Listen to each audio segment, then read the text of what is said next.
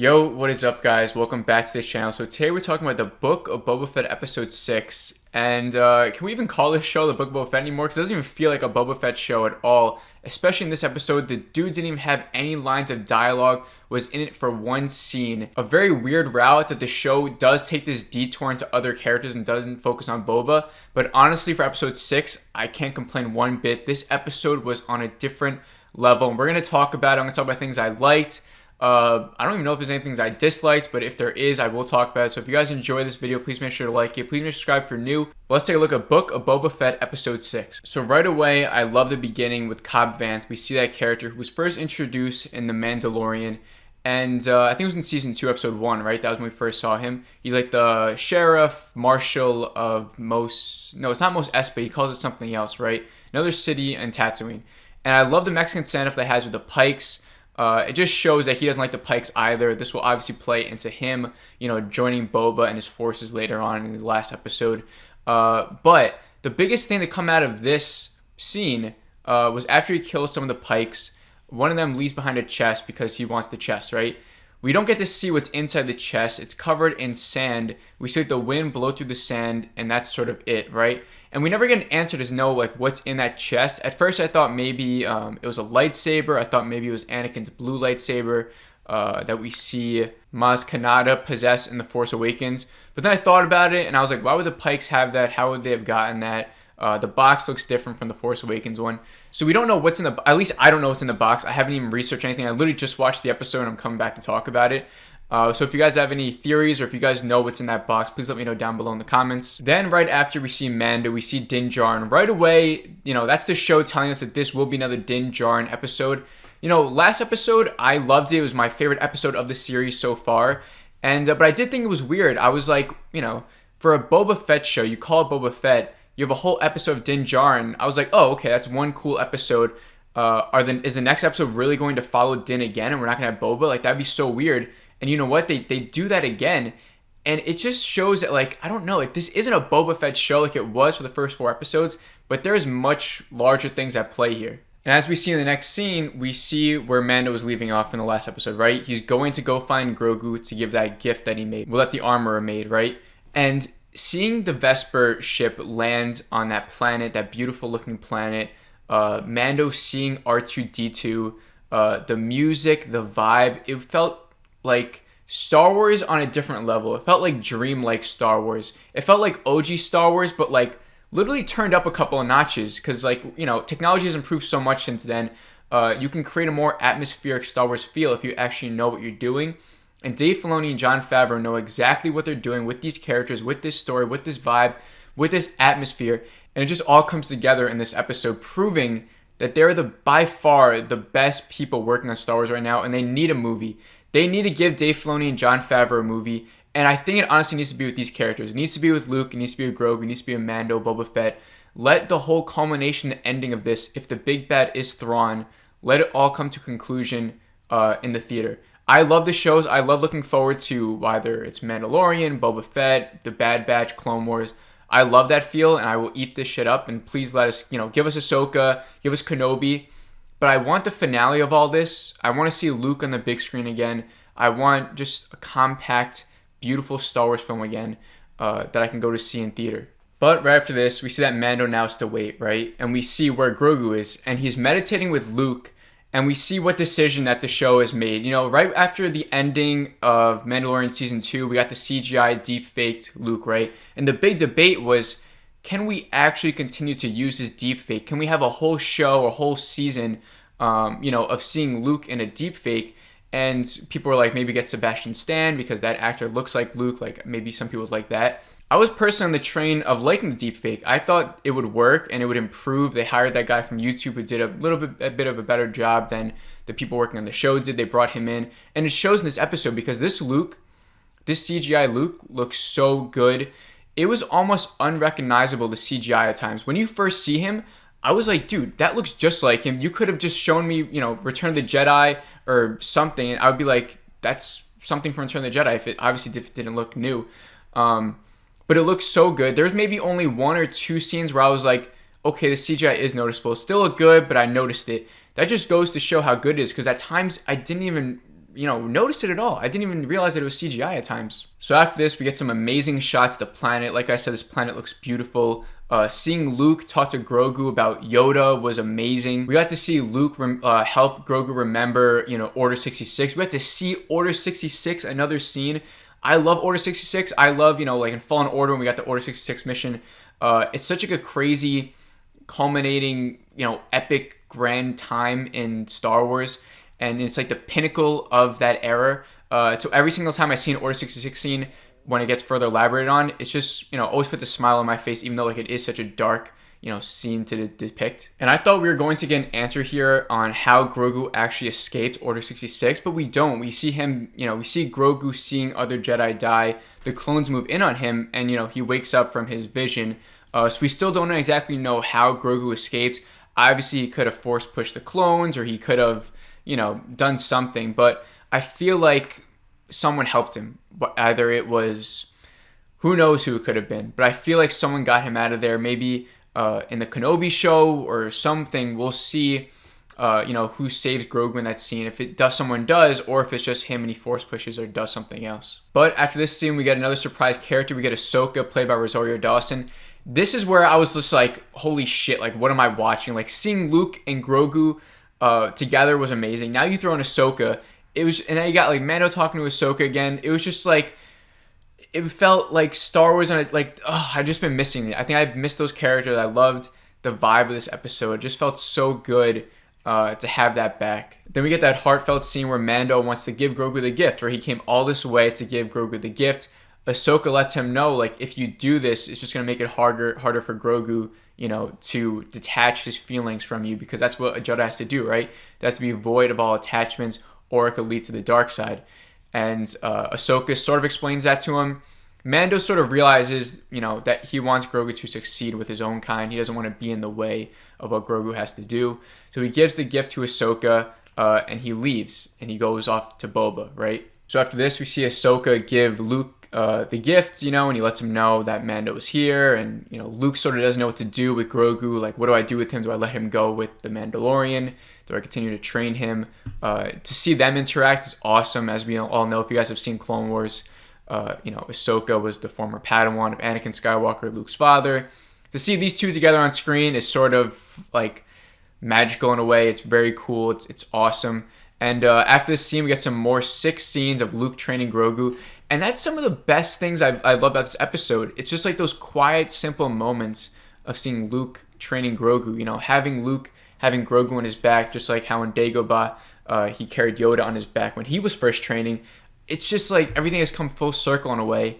And to see it is just, it's beautiful in so many ways. We get to see Luke, training with his lightsaber. We get a shot where it's like we look at Grogu's eyes and he sees like the glint of the saber moving around, the green saber.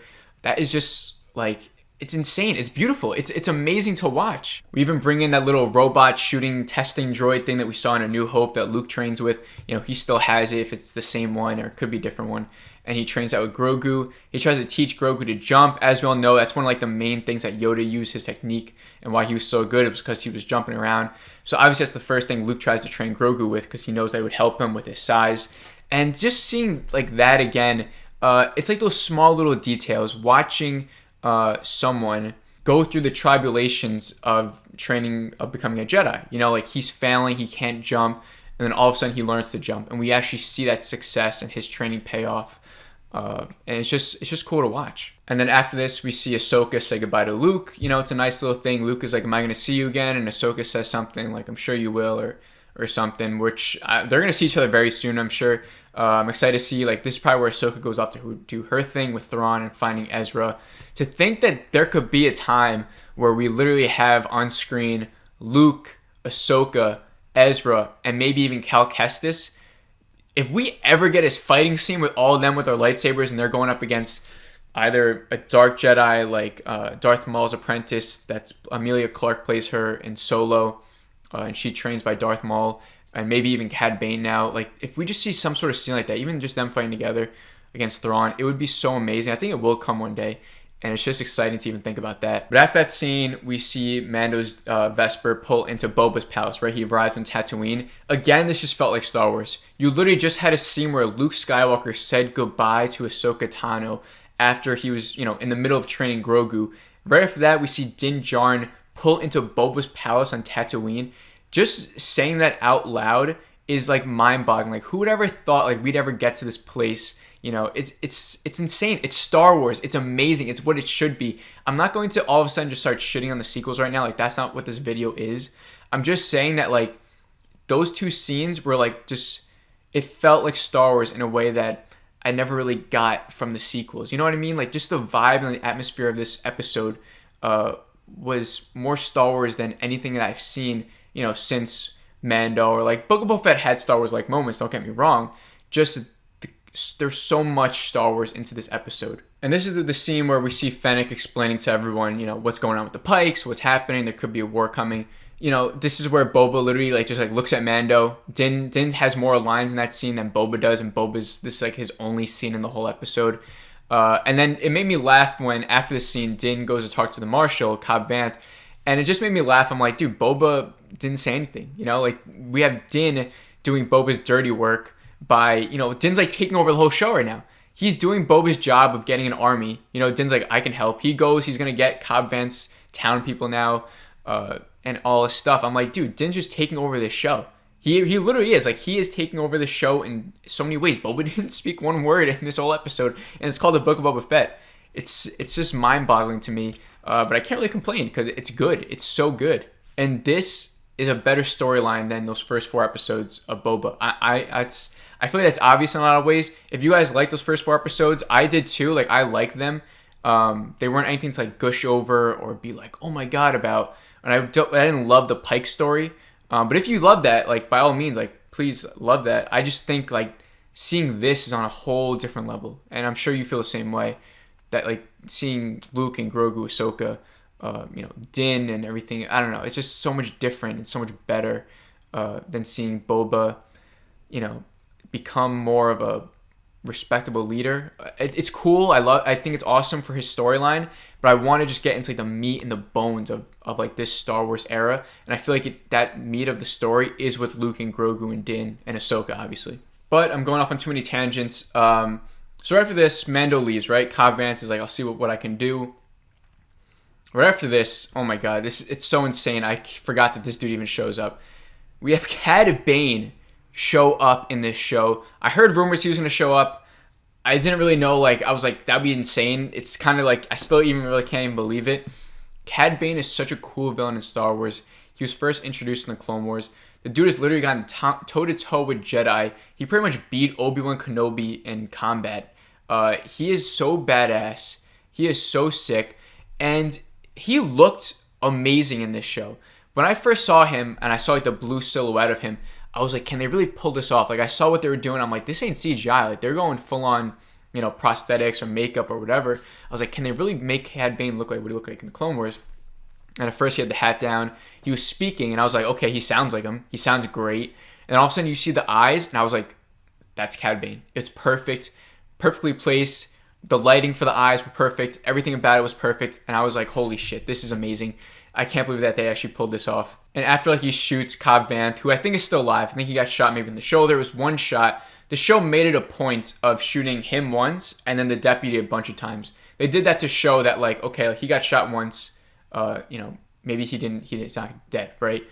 And Cad Bane, as we know, as we saw in this episode, he's with the Pikes.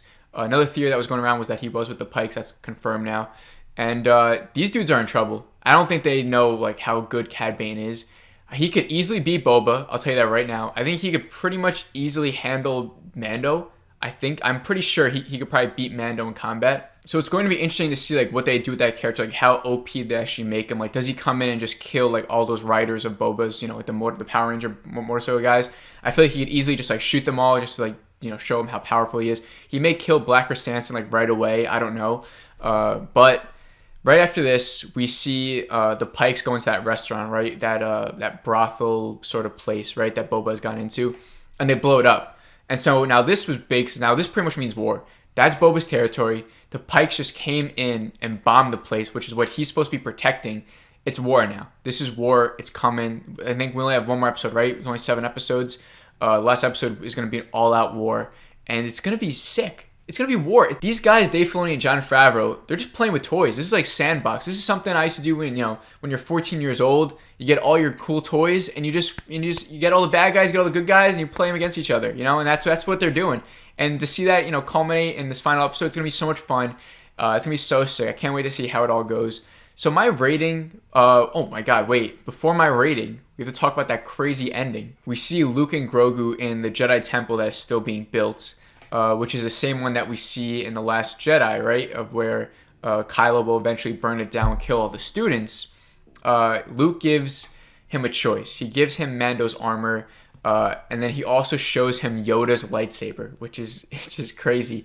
And he says, you can either take this gift that Din Djarin gave you and go be a Mandalorian, but then you go against all the Jedi teachings of having an attachment, or you can train with me and become a Jedi, and you get this cool little green lightsaber that Yoda used to have.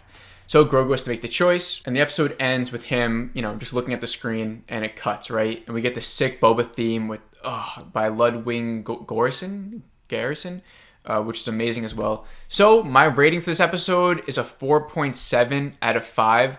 The only reason why it's not a 5 out of 5 is I think it's not like a perfect episode. There's nothing that I disliked, but I think there is stuff that could be not improved, but that they could have, for a 5 out of 5 episode, those are I want to save those for perfect episodes. And I think the last episode might be that perfect episode depending on what we get. But really, if you look at this episode as a whole, it's sort of just showing us where these characters are at. If we watch the episode months from now and we know that Luke's in it, we know Cad Bane's in it, we know Ahsoka's in it, it's still beautiful, it's still amazing to watch, but that shock wow factor will probably be gone. Seeing all those guys show up here adds value to this episode. It's this craziness. We got to see Ahsoka, Luke, Grogu, Cad Bane. It's insane for all these characters to be introduced in this episode. Not introduced, well, Cad Bane was introduced, but to see them being introduced in the Book of Boba Fett was crazy. It's this big giant shock thing that's amazing to watch. But with Grogu's decision at the end, I'm hoping that he chooses both. I think he could do what Tar Vizsla did, the first Mandalorian Jedi, where he forged a Darksaber. I just feel like that was the path that they were alluding to throughout the whole Mando season 2. But now that I think about it, if he does train with Luke, what does that mean? Where would he end up? Because as we know, Kylo kills all of the students in the temple, as we learned from Last Jedi. So that mean that he just kills Grogu? Is that Grogu's faith? I don't think so. So it's either he chooses Mandalorian armor and that's what he goes off and does, or he somehow escapes that temple and Kylo never kills him, right? Because that would be a weak ending for Grogu. But that is my review. This video probably went on for too long. I don't even know if you can call this a review. This is more of just me gushing over this episode. I thought it was so great. And it's just, I can talk about this forever, just the decision of doing this. For the Book of Boba Fett show. I didn't think all this stuff was going to be in the Boba Fett show, especially after those first 4 episodes. It seemed like a lot of the storyline could have just been wrapped up right away. And that war with the Pikes wasn't anything thrilling to me. I didn't really care that much for it. So the fact that they all of a sudden just throw in the most important pieces of Star Wars that are going on right now, it elevates the show a ton. My rating for the show is now changed drastically. I now pretty much adore this show in a lot of ways. Not because of Boba Fett, but because of Din Djarin and because of Luke and because of Grogu. So let me know your thoughts on this episode. What did you guys think? Is this your favorite episode so far? Did you not like it? Do you like the choice of what they're doing with putting in this storyline of Din and Luke and Grogu? And they're sort of throwing it into Book of Boba Fett. Do you like that decision, or would you rather us have just followed the Boba storyline and watched it all unravel, and then we could have done this stuff in Mando season 3 or with the Luke and Grogu show, which maybe we'll still get. But comment down below what you guys think. Give me a rating on the episode, whatever you thought. Please make sure you like this video if you guys enjoyed it. Please make sure to subscribe if you're new. I will see you on the next video. Have a great rest of the day.